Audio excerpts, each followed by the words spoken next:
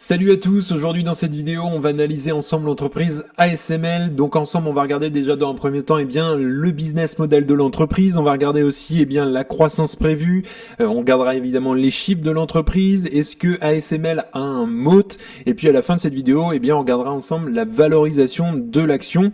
D'ailleurs tu peux en profiter pour mettre un petit like à la vidéo, ça permet de soutenir la chaîne et je te remercie grandement. Alors si on regarde déjà le business model de l'entreprise, donc ASML est une entreprise néerlandaise qui joue un rôle clé dans l'industrie des semi-conducteurs. Son modèle économique aujourd'hui repose sur la fourniture de technologies et d'équipements essentiels à la fabrication de puces électroniques, en particulier notamment les systèmes de lithographie et photolithographique. Donc je t'ai fait un petit résumé des principaux éléments du business model d'ASML. Donc notamment en termes de vente de machines de lithographie, il faut savoir qu'ASML est un leader mondial quand même des machines de lithographie, donc qui sont utilisées pour graver des circuits électroniques sur des tranches de silicium, et ces équipements sont au cœur de la fabrication des semi-conducteurs. Donc si on regarde déjà en termes de technologie avancée, la société domine le marché des machines à ultraviolets et une technologie qui est essentielle pour produire des puces de dernière génération avec des transistors toujours plus petits mais performants. Et puis des prix qui sont aussi élevés. Une seule machine peut coûter entre 150 et 200 millions de dollars quand même, ce qui montre la valeur et la sophistication de cette technologie.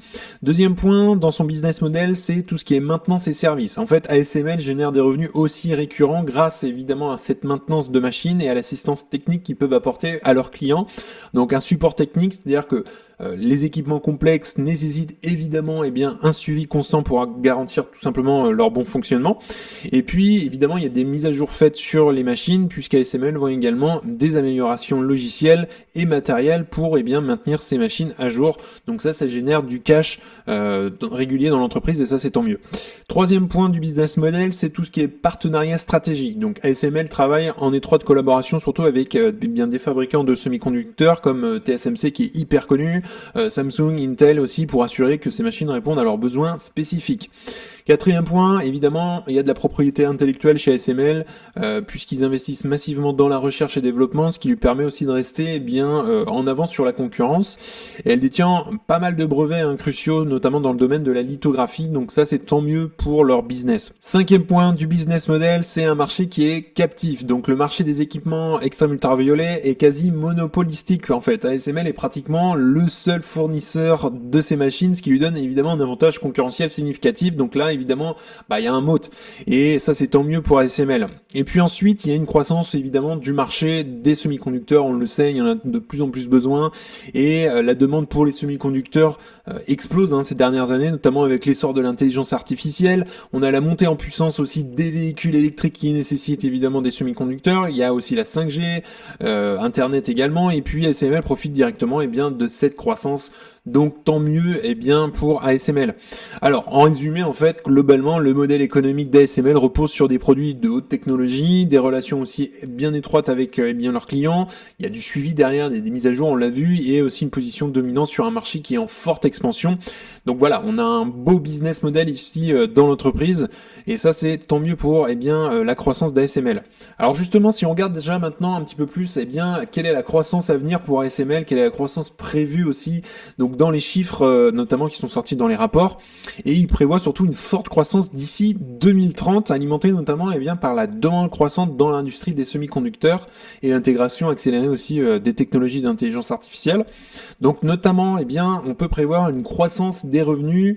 Il faut savoir que ASML prévoit un chiffre d'affaires annuel compris entre justement 44 et 60 milliards d'euros d'ici 2030 quand même, contre environ 27,6 milliards d'euros en 2023. Donc voilà, il y a quand même une belle croissance prévue pour l'entreprise. Donc ça c'est très encourageant pour les investisseurs, et cette augmentation est soutenue par une adoption croissante surtout de sa technologie de lithographie extrême ultraviolet. Alors en termes de croissance, évidemment il y a le marché des semi-conducteurs également. Donc l'industrie globale des semi-conducteurs devrait atteindre 1000 milliards de dollars de ventes annuelles d'ici 2030 quand même, avec une croissance annuelle moyenne de 9% entre 2025 et 2030. Et puis aussi il y a cette technologie développée par ASML ultraviolet, donc les dépenses en lithographie utilisées notamment pour produire des puces avancées devrait connaître une croissance annuelle à 2 chiffres entre 2025 et 2030.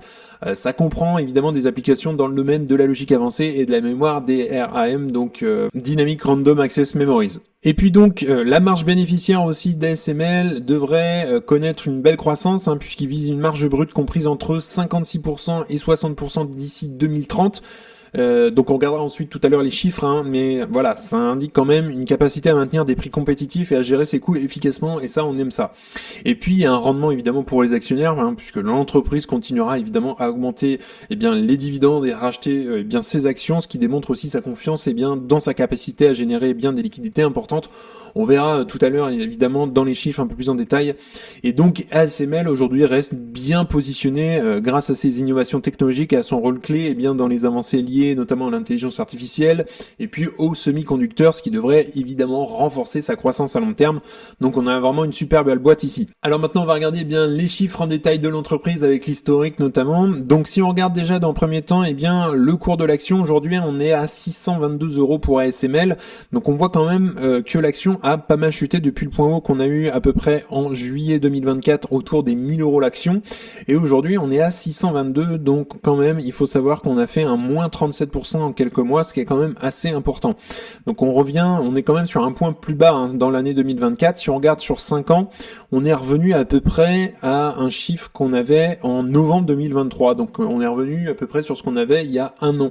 Donc voilà, l'entreprise a pas mal performé ces mois suivants, ces derniers mois, et ensuite là on est en belle correction en ce moment. Alors est-ce que c'est une opportunité d'achat ? On va regarder ça ensemble dans les chiffres. Donc aujourd'hui, si on regarde un petit peu le bilan d'ASML, notamment les derniers trimestres qu'on a pu avoir ces derniers temps, on voit que l'entreprise a de plus en plus ici de cash. Voilà, ça s'est quand même érodé si on regarde par rapport au Q4 2023 ou au Q1 2024. Mais malgré tout, si on regarde tout en bas, ils ont une dette quand même qui tend à augmenter ces derniers temps, plus 1% à peu près par rapport au Q2 2024. Donc voilà, on a une dette qui croît quand même, mais si on regarde la dette nette, ils sont en négatif, donc il y a pas de problème du tout de dette en fait. Ils ont largement le cash pour rembourser leur dette. Si on regarde en termes de chiffre d'affaires, ASML a une belle croissance de leur chiffre d'affaires. Il y a surtout une belle reprise, surtout depuis le premier trimestre 2024, où là on avait fait un saut quand même. On a fait du moins 26% entre le Q4 2023 et le Q1 2024. Et donc là, c'est ça qui est intéressant à regarder. Une belle performance, une belle reprise du chiffre d'affaires pour ASML. Si on regarde la marge brute, on se maintient autour des 50%. Alors tout à l'heure, on a vu que la marge brute devrait augmenter d'ici les années à venir, autour des 60%. Donc ça, c'est vraiment très encourageant. Mais on a une marge brute qui se maintient, qui est tout à fait très bonne pour ASML. On a aussi, si on regarde la marge nette, une belle amélioration de la marge nette. On retrouve des niveaux qu'on avait d'ailleurs au Q4 2023. Donc ça c'est bien, on voit les marges qui s'améliorent au fur et à mesure. On a mal commencé, on va dire, l'année 2024, mais on retrouve des chiffres qu'on avait auparavant. Si on regarde le bénéfice par action, on a une belle croissance du bénéfice par action, donc ça on aime. Évidemment, il y avait le creux en début d'année. Et puis, si on regarde en termes de circulation d'actions, donc voilà, ils font du rachat d'actions. Donc ça, c'est vraiment très très bien pour les actionnaires. Et donc, si on regarde maintenant le flux de trésorerie, donc les rémunérations en actions ici, on voit que ça a pas mal explosé ces derniers temps quand même.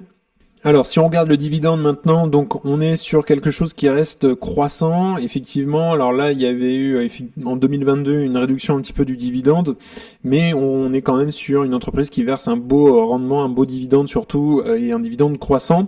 Si on regarde le free cash flow, on voit concrètement que c'est un peu en dents de scie. Alors ça, c'est un peu moins bon. Une entreprise qui génère pas un cash flow, parfois on a du cash flow négatif quand même. Q1 2024, on était quand même en négatif. Donc ça c'est un petit peu moyen quand même. Si on regarde donc la marge du free cash flow, évidemment elle est en dents de scie. Alors si on se met sur 10 ans, très clairement le dernier trimestre qu'on a ici c'était 7% de marge de free cash flow. C'est quand même un petit peu moyen au niveau des free cash flows, ce qui reste vraiment à la fin dans l'entreprise. Et donc le free cash flow par action, c'est pareil, on est sur quelque chose en dents de scie et en négatif de temps en temps. Donc ça c'est quelque chose que j'aime pas trop voir dans l'entreprise. Et si on regarde donc pour faire un petit bilan, est-ce que ASML est une entreprise de qualité ? Globalement, oui, ça reste vraiment une très bonne boîte quand même. On a une belle croissance du chiffre d'affaires. 20% en moyenne sur les 5 dernières années par an, hein, de la croissance du chiffre d'affaires. Les free cash flow, on le voit là, c'est le point assez faible de ASML, c'est qu'on a une faiblesse sur la croissance des free cash flow, 5% de croissance annuelle des free cash flow sur les 5 dernières années. Le ROCE, évidemment, il est vraiment très très bon, on le voit, ils ont quand même un monopole quelque part dans le domaine, et donc 26%. La dette, ils n'ont pas de problème de dette, ils peuvent largement rembourser, surtout en moins de 3 ans, donc ça c'est vraiment très bien. Ils font du rachat d'actions, on l'a vu, donc ça c'est tant mieux pour les actionnaires, et puis ils ont quand même sur une moyenne de 5 ans une belle marge du free cash flow, même si on voit que c'est un peu en dents de scie ces dernières années. Alors pourquoi le cours de l'action baisse en ce moment ? Eh bien plusieurs raisons, notamment faible perspective de croissance, hein. Les prévisions notamment pour 2025, alors c'est plutôt du court terme hein, pour le coup par rapport à ce qu'on a pu voir tout à l'heure, ça reste du court terme et la bourse c'est un marché des émotions. Donc les prévisions pour 2025 montrent notamment un ralentissement de la demande pour les équipements de lithographie, notamment dans le secteur des mémoires et de la logique.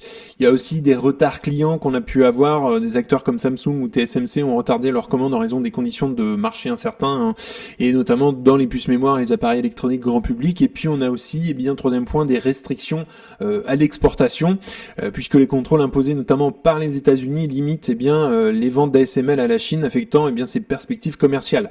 Donc malgré ça, évidemment, ASML, ça reste vraiment un acteur clé, c'est vraiment une belle boîte ici, mais voilà, les défis actuels pèsent évidemment sur sa performance à court terme, et ça reste uniquement du court terme pour ASML. Il y a encore des belles années devant elle encore. Alors la question maintenant à se poser, c'est est-ce que ASML a un avantage concurrentiel durable, un moat? Et donc la réponse est oui, évidemment, c'est vraiment très solide, notamment sa position de leader mondial en lithographie extrême ultraviolet. ASML est vraiment pratiquement le seul fournisseur mondial aujourd'hui de machines de lithographie, une technologie qui est vraiment indispensable pour produire les puces les plus avancées. Alors notamment ces machines sont cruciales pour la fabrication des semi-conducteurs de pointe, notamment pour les nœuds de procession en dessous de 7 nanomètres, utilisés notamment dans les smartphones, les centres de données ou encore les applications d'intelligence artificielle.